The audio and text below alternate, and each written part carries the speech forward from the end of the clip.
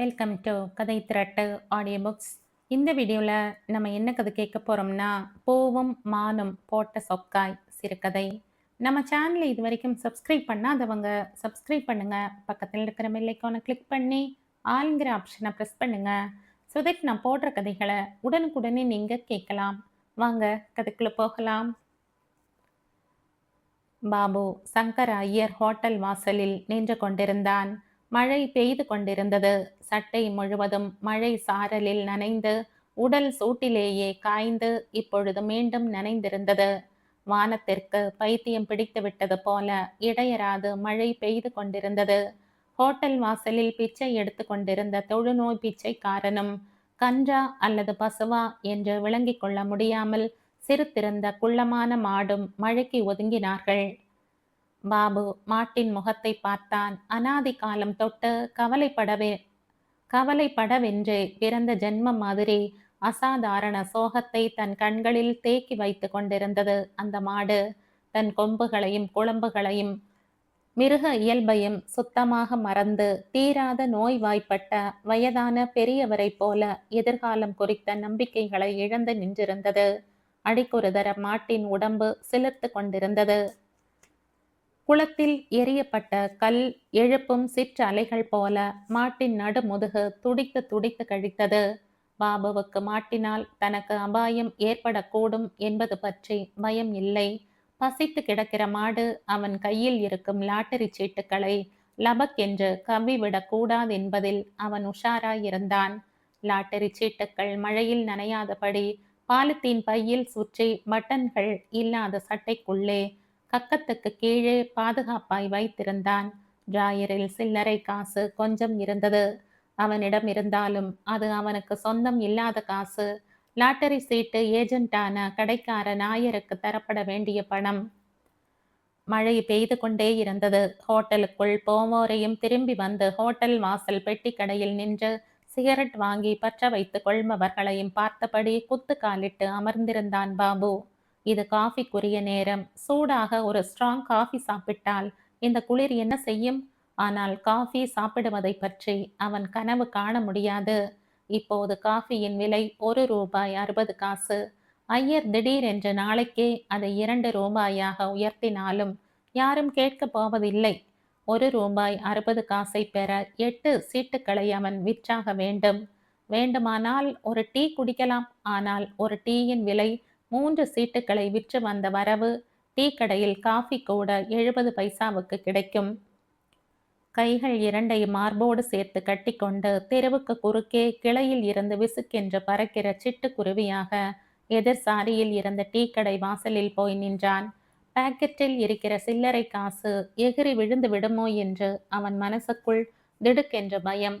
வலது கையால் பம் என்று உப்பியிருந்த வலது பக்க கால் சராய் பாக்கெட்டை தொட்டு பார்த்தான். சில்லறைகள் நெத்திலி பொடியாய் தட்டுப்பட்டன. என்னல பாபு, டீ போடட்டுமா? நாக்கு நுனி வரை போடு என்று வந்துவிட்ட வார்த்தையை சிரமப்பட்டு அடக்கி கொண்டான். பாக்கெட்டில் இருந்த சில்லறையில் 60 பைசாக்களை அவன் எடுத்துவிட்டால் கையிருப்பு மிகவும் குறைந்துவிடும். இன்று சாயங்காலத்துக்குள் முழுசாக ₹14 அவன் சிரமப்பட்டு சேர்த்தாக வேண்டும். டீ பாய்லருக்கு பக்கத்தில் இருந்த அலுமினிய தேக்சாவின் கழுத்தில் கட்டி தொங்கவிடப்பட்டிருந்த ஸ்டீல் டம்ளரை பாபு எடுத்தான். பக்கத்தில் கவிழ்த்து வைக்கப்பட்டிருந்த கண்ணாடி டம்ளரில் தண்ணீரை எடுத்து ஊற்றி குடித்தான். ஈரத்தரையின் ஜில்லிப்பு, நனைந்து போன உடுப்புகள், மழைச்சாரல் இவற்றுடன் சேர்ந்து கொண்டு உள்ளே போன குளிர்ந்த தண்ணீர் அவனை குலுக்க உடம்பு வெடவெடத்தது. ஒரு சிங்கிள் டீ குடித்தால் என்ன? வேண்டாம், டீயை குடித்து விட்டால் தம்பி பாப்பாவுக்கு சட்டை எடுக்க முடியாமல் போய்விடும். இன்று மாலைக்குள் சட்டை எடுத்தாக வேண்டும். அந்த புது சட்டையை போட்டுக்கொண்டு பாப்பா பொக்கை வாய் திறந்து சிரிப்பதை பார்க்க வேண்டும். முழு நீள பூவுக்கு கை கால் முளைத்தது மாதிரி பாபுவுக்கு ஒரு தம்பி பாப்பா பிறந்திருந்தது. பழம்பாயில் கிழிசல் சேலையை விரித்து குழந்தையை போட்டு அம்மா அவன் பக்கத்தில் படுத்திருந்தாள். பாப்பா கண்ணை மூடிக்கொண்டிருந்தது. அம்மாவின் முகம் இறங்கி போயிருந்தது. அவள் ஈனஸ்வரத்தில் சொன்னாள், பாபு, ஒரு டீ வாங்கிட்டு வாயேன். எல்ஜி பெருங்காய டப்பாவுக்குள் இருந்த சில்லறையை பொறுக்கினான் பாபு. அலுமினிய செம்பை எடுத்துக்கொண்டு டீ கடையை நோக்கி நடந்தான். தூக்கில் சோறும் பத்திய குழம்பும் எடுத்துக்கொண்டு ஆப்பக்கார ஆயா எதிர்பட்டாள். எங்கடா அதுக்குள்ள சுத்த கிளம்பிட்ட? இல்ல ஆயா, அம்மா டீ வாங்கியார சொல்லுச்சு. நான் தான் சுட சுட சோறாக்கி சுதும்பு வறுத்து பத்திய குழம்பும் மிளகு ரசமும் எடுத்துக்கிட்டு வந்துங்கிறேனே. பச்சை உடம்புக்காரிக்கு என்னத்துக்குடா டீயும் இன்னொன்னும் என்றாள் கிழவி. சரி ஆயா, வானா முன்னா விடு. அவளை தொடர்ந்து குடிசைக்குள் நுழைந்தான் அவன். அஞ்சலை, எந்திரிச்சு குந்து. தட்டத்துல சோத்தை போட்டிருக்கேன் பாரு, துண்ணு. இத்தினி பலகீனமாகிறியே. ஆ, ஆமா, புள்ளையோட தகப்பனுக்கு சங்கதி சொல்லி விட்டியா? கிழவி பாயில் உட்கார்ந்த குழந்தையை எடுத்து மடியில் போட்டு கொண்டாள். கைகளால் குழந்தையின் கன்னத்தை தடவி நெட்டி முறித்தாள். எங்க அண்ணு, என் செல்லம், என் ராசா என்ற குழந்தையை கொஞ்சினாள். பாபுவுக்கு தம்பியை தொட்டு பார்க்க வேண்டும் போல இருந்தது. கன்னத்தை தொட்டு தடவி சின்ன பிஞ்சு விரல்களுக்கு இடையே தன் விரலை கொடுத்து அது அப்போதும் கையை இறுக மூடிக்கொள்கிறதா என்பதை பார்க்க வேண்டும் போல இருந்தது. ஆயா, நான் பாப்பாவை தொட்டு பார்க்கலாமா? ஐயா, என்ன கேள்வி கேட்டிக்கு நிற்கிற? பிள்ளைக்கு நீதான் அண்ணன், வீட்டுக்கும் நீதான் ஆம்பளை. உனக்கு 12 வயசு ஆயிடுச்சு. நீதான் இனிமே வீட்டை பொறுப்பா பார்த்துக்கணும். உங்க அம்மாக்காரி ஏற்கனவே சீக்காளி. இந்த லட்சணத்துல இத்தனை வருஷத்துக்கு அப்புறம் புள்ள வேற பெத்துக்கிட்டா. உங்க அப்பந்தான் தருதலையா தத்தாரியா போட்டா. நீதான் அம்மாவையும் தம்பியையும் காப்பாத்தி காபந்து பண்ணணும். புத்தியா பொழைச்சிக்க. வெளியே இருந்து அடித்த காற்றில் குழந்தையின் உடம்பு நடுங்கியது. ஏதாவது பழஞ்சட்டை இல்லையா மூதி? புள்ள மேல போட்டு வைக்க வேண்டியது தானே. ஒரு பொம்மை நாட்டிக்கு புள்ள எப்போ பிறக்கும்னு தெரியாது. மேல் துணி சேர்த்து வைக்கிறது இல்ல. ஆ, ஏ பாபு, உன்னோட பழைய சொக்காய் சின்னதா எதனா இருந்தா கொண்டாடா. அந்த நிமிஷத்தில் தான் தம்பிக்கு புதிதாய் சின்னஞ்சிறியதாய் அழகியதாய் ஒரு சட்டை வாங்க வேண்டும் என்ற மனதுக்குள் முடிவு செய்து கொண்டான் பாபு. அடுத்த நாள் முதல் கண்ணாடி சட்டமிட்ட பெரிய துணி கடைகளில் ஷோ கேஸ்களை அவன் ஆராயத் தொடங்கினான். ஒரு பெரிய ரெடிமேடு கடை வாசலில் நிஜ குழந்தையின் தத்ரூபமான வடிவமாக தெரிந்த வினைல் பொம்மைக்கு அழகான சட்டை போட்டு வைத்திருந்தார்கள். சந்தன மஞ்சள் வண்ணத்தில் வெள்ளை புள்ளிகள் தெரித்திருந்த சட்டை, சின்னதாய் ஆகாய நீல வண்ண கால் சட்டை, அதற்கேற்றாற் போல துணியால் ஆன சிறு தொப்பி, காலணிகள். ஊரில் இருந்த பெரும்பாலான துணிக்கடைகளில் இம்மாதிரியான ஷோகேஸ்கள் இருந்தன. அதில் நிஜமான மனிதர்களின் உயரத்துடன் நிற்கும் ஆண் பெண் பொம்மைகள். ஒவ்வொரு நாளும் கடையை திறக்கும் போதும் அந்த பொம்மையை மட்டும்தான் அலங்கரிப்பார்கள். ஒவ்வொரு நாளும் புது சேலைதான், புதுவித அலங்காரம்தான். ஆனால் ஏனோ குழந்தை பொம்மையின் சட்டையை மட்டும் 4 நாட்களுக்கு ஒரு முறைதான் அவர்கள் மாற்றினார்கள்.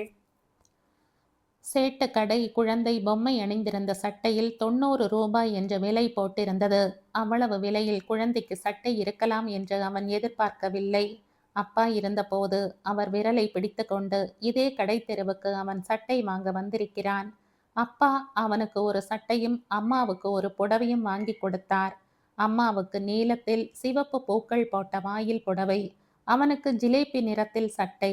அப்பா ஓடி போவதற்கு முன்னாலேயே அவர் வாங்கி கொடுத்த சட்டை கிழிந்து போய்விட்டது.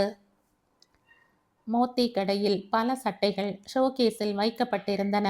பெண் குழந்தைகளுக்குத்தான் எத்தனை விதமான தினசுகளில் சட்டைகள். ஆண் குழந்தைகளுக்கு 4-5 மாடல்கள் தான். அதில் ஒரு சட்டை அவன் கவனத்தை கவர்ந்தது. கரடி ஒன்று பந்து விளையாடுவது போல படம் போட்ட கையில்லாத சிவப்பு சட்டை. அதன் விலை சீட்டு அந்த பக்கமாக திரும்பி கொண்டிருந்தது. பாபு கண்ணாடி கேஸின் மறுபக்கம் போய் விலை சீட்டை பார்த்தான். அப்போதும் தெரியவில்லை. சார், அந்த சிவப்பு சொக்கா என்ன விலை? கல்லாவில் இருந்த கடைக்காரர் அவனை மேலும் கீழுமாக பார்த்தார். மாட்டுப்பல் மாதிரி கனத்த கை தையலால் நிறைந்திருந்த சாயம் போன சட்டையில் வறுமையின் அவதாரம் போல நின்ற இவனுக்காக கல்லாவில் இருந்து எழுந்து போய் விலை தெரிந்து சொல்ல வேண்டியது தேவைதானா என்று அவருக்கு தோன்றியது. இருந்தாலும் கனத்த உடம்பை நாற்காலியில் இருந்து பெயர்த்து எடுத்து உருண்டு உருண்டு வந்து ஷோகேஸை திறந்து சட்டையின் விலை சீட்டை திருப்பி பார்த்து, 23 ரூபா 95 பைசா, கழிக்கிடலாமா என்றார். இல்லைங்க, நான் அப்புறமா வரேன். செட்டியார் கடையில் கூட்டம் குறைவாக இருந்தது. ஷோகேஸில் வளர்ந்த பெண்ணின் பொம்மை மட்டும் இருந்தது. முழுவதும் சேலைகள். என்னப்பா, என்ன வேணும்? சட்டை. என்ன சைஸ்? குழந்தைக்கு போடுறாப்ல. எத்தனை வயசு குழந்தை? சின்ன குழந்தை, இப்பதான் பிறந்த புள்ள. வா, உள்ள வா. கடைக்காரர் மேலே இருந்து ஒரு அட்டை பெட்டியை எடுத்தார்.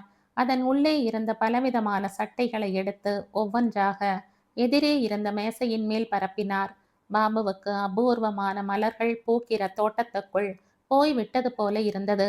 எத்தனை அழகான சட்டைகள்! புசு புசுவென்று லேஸ் வைத்த சட்டைகள், முறுமுறுவென்று இருக்கும் சட்டைகள்.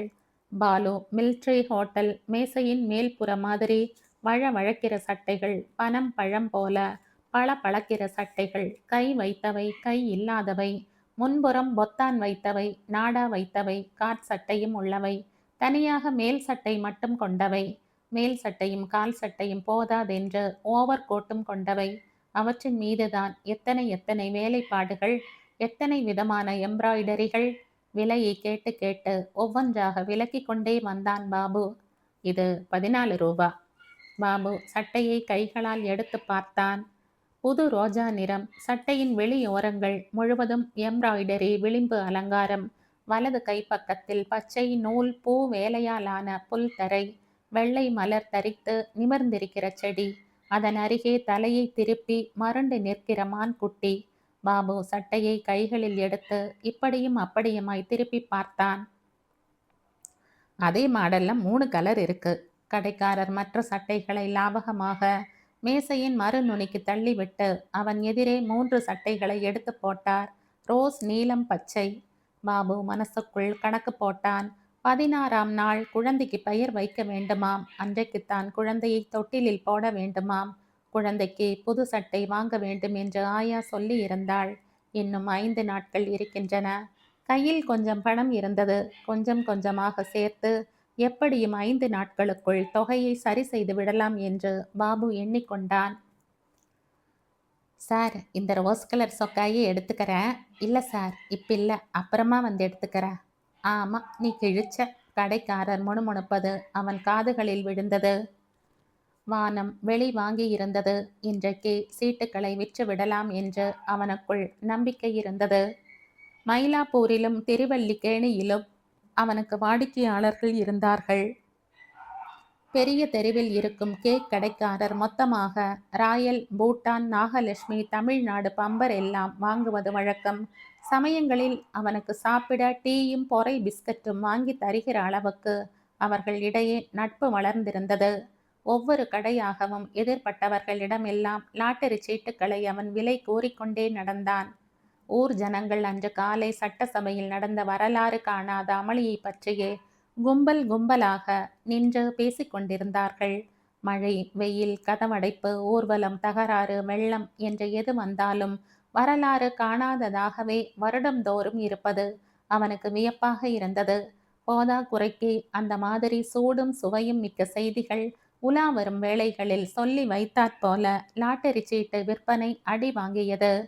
பால் ஆவி போன்ற வேட்டி அணிந்த ஒருவர் அஜந்தா ஹோட்டல் முன்னால் நின்றிருந்தார். சார் சார், அதிர்ஷ்ட நம்பர் சார். கூட்டி பார்த்தா 1ஆம் நம்பர் வருது சார். Tamil Nadu bumper sir. இன்னைக்கு சாயங்காலம் குலுக்கல் சார். சார் சார், வேணாம் போ. சார் சார், வாங்கிக்கங்க சார். விழுந்தா 25 லட்சம் பம்பர் சார். Sir sir. அட போட அண்ணா. பாபு அங்கிருந்து நடந்தான். நடந்து நடந்து கால்கள் வலித்தன. தேவி பேப்பர் கடை வாசலில் 4 பேர் வட்டமாக உட்கார்ந்து நடுவாந்திரத்தில் பேப்பரை வைத்து கொண்டு பேசிக் கொண்டிருந்தார்கள். அவர்களில் ஒருவர் முகம் அவனுக்கு அணுகத்தக்கதாகப்பட்டது. நேராக அவர் பக்கத்தில் போய் நின்றான். ஒரு சீட்டை அவர் மடியில் விழுவது மாதிரி நழுவ விட்டான். மரத்தில் இருந்து உதிரும் பழுப்பு இலையை போல சீட்டு அவர் மடியில் விழுந்தது.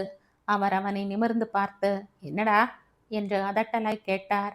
நான் போடல அண்ணாச்சி. நடுவால கிடந்த பேப்பரை எட்டி பார்த்தேன். சீட்டு தானாவே உங்க மடியில வந்து விழுது.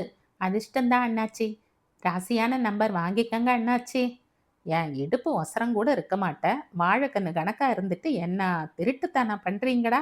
நைஸா மடியில போட்டுட்டு தானா விழுந்துச்சுன்னு டபாய்க்கிறையே. அந்த கூட்டத்திலே அரை கிளாஸ் டீயை கையில் வைத்து கொண்டு உட்கார்ந்திருந்தவன் சொன்னான்.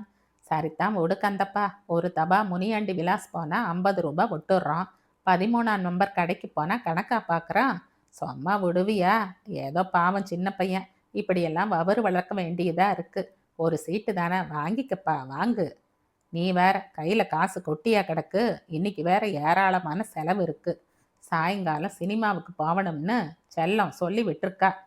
அண்ணாச்சி அண்ணாச்சி யோசனை பண்ணாதீங்க. நீங்க ஒரு சீட்டு வாங்கினா தான் இன்னைக்கு என் பொழுது போகும். வீட்ல அடுப்பேறியணும் அண்ணாச்சி. கந்தப்பா பையன் கெஞ்சறான் பாரு, பாவமா இருக்கு. சீட்டு வாங்கு. ஆளுக்கு கொஞ்சம் பைசா போடலாம். யாருக்கு விழுந்தாலும் 4 பேரும் பிரிச்சுக்கலாம். ஒரு வேளை அடிச்சாலும் அடிச்சிடும். அடிக்குது உன் மூஞ்சியில. போவியா? அட வாங்கு கந்தப்பா. வாங்குங்க அண்ணாச்சி. நீங்க பெரிய மனசு பண்ணாதான் நாங்க பழைக்க முடியும். கந்தப்பன் சட்டை பையில் இருந்து 10 ரூபாயும் 5 ரூபாயுமாக கசங்கி கிடந்த நோட்டுகளை கொத்தாக எடுத்தான். ரூபாய் நோட்டு ஒன்றை தேடி எடுத்து நீட்டினான். பாபு சில்லறைகளை கொடுத்துவிட்டு நோட்டை வாங்கி கொண்டான். சந்தோஷமாய் இருந்தது அவனுக்கு. உலகம் முழுவதும் இனிமை ததும்பி வழிவது போலப்பட்டது பாபுவுக்கு. மழை நின்று விட்டிருந்தது. தெருவோரத்து விளக்கொளி தேங்கி கிடந்த மழை நீரில் மனத்தோடு செட்டியார் கடை நோக்கி நடந்தான் பாபு. இன்றைக்கு பாப்பாவுக்கு அந்த ரோஸ் கலர் சட்டையை வாங்கி விடலாம். மருண்ட கண்களும் களைத்து நிற்கும் கொம்புகளமாய் நின்ற மானும் ஒற்றை வெள்ளை மலரும் அவனுக்கு நினைவில் வந்தன. எவ்வளவு அழகான சட்டை! தம்பி பாப்பாவுக்கு நன்றாக இருக்கும். அம்மா சந்தோஷப்படுவாள். ஆப்பக்கார ஆயா ஆச்சரியப்படும். தேவலையடா, கெட்டிக்காரனா இருக்கியே என்பாள்.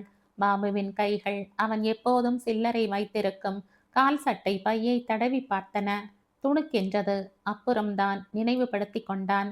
சில்லறையை அண்ணாச்சியிடம் கொடுத்து ரூபாய் நோட்டாக மாற்றி கொண்டிருந்தான் அவன். சார், அந்த சட்டையை எடுங்க சார். எந்த சட்டை? அதான் நான் 4 நாளைக்கு முன்னால வந்து பார்த்து வச்சுட்டு போனேனே, சின்ன பாப்பா சொக்கா சார், ரோஸ் கலர்ல மானெல்லாம் போட்டு. கடைக்காரர் குனிந்து எழுத ஆரம்பித்தார். அந்த பொட்டியில தான் இருக்கு சார். போப்பா, வேலை பார்த்துக்கிட்டு இப்பதான் வாங்குறவன் நாட்டம். சார், வாங்கத்தான் சார் வந்திருக்கேன், காசு கொண்டாந்திருக்கேன். வேண்டா வெறுப்பாய் எழுந்து அட்டை பெட்டியை திட்டென்று மேஜை மேல் போட்டார் அவர். முகத்தை சுளித்தபடி தேடி அந்த ரோஸ் கலர் சட்டையை எடுத்து பேப்பர் கவரில் வைத்து பாலித்தீன் பையில் போட்டு நீட்டினார். பாபு பாக்கெட்டில் இருந்த ரூபாய் நோட்டை எடுத்து கொடுத்தான். அதை வாங்கி கல்லா பெட்டிக்குள் போட போனவர் திடீரென்று நினைத்து கொண்டவராய் அதை 2 கைகளாலும் எடுத்து தூக்கி பிடித்தபடி டியூப் விளக்கின் வெளிச்சத்தில் பார்த்தார். முளைச்சு 3 இலை உடலை, அதுக்குள்ள என்னடா திருட்டுத்தனம்! விளக்கு வச்ச நேரம் பார்த்து செல்லாத நோட்டை எடுத்தாந்து ஏமாத்தவா பார்க்கற? படக்கென்று அவர் கையில் இருந்த பாலித்தீன் பையை பறித்தார் அவர். காதர், போடவன நல்லா 4 போடு போடு. பாபு கொடுத்த ரூபாய் நோட்டை எடுத்து அவன் மேல் வீசி எறிந்தார். எவனாவது இழிச்சவான் இருப்பான், அவனை போய் ஏமாத்து போ. சட சடவென்று சத்தம் எழுந்தது. பெரும் தூறலாக மழை மீண்டும் பொழியத் தொடங்கியது. செம்மலர் இதழில் 1991ஆம் ஆண்டு வெளிவந்த சிறுகதை இது. இந்த கதை உங்களுக்கு பிடிச்சிருந்தா லைக் பண்ணுங்க, ஷேர் பண்ணுங்க, சப்ஸ்கிரைப் பண்ணுங்க. மற்றும் ஒரு இன்ட்ரெஸ்டிங்கான கதையோட அடுத்த வீடியோவில் சந்திப்போம். பாய். தேங்க்யூ.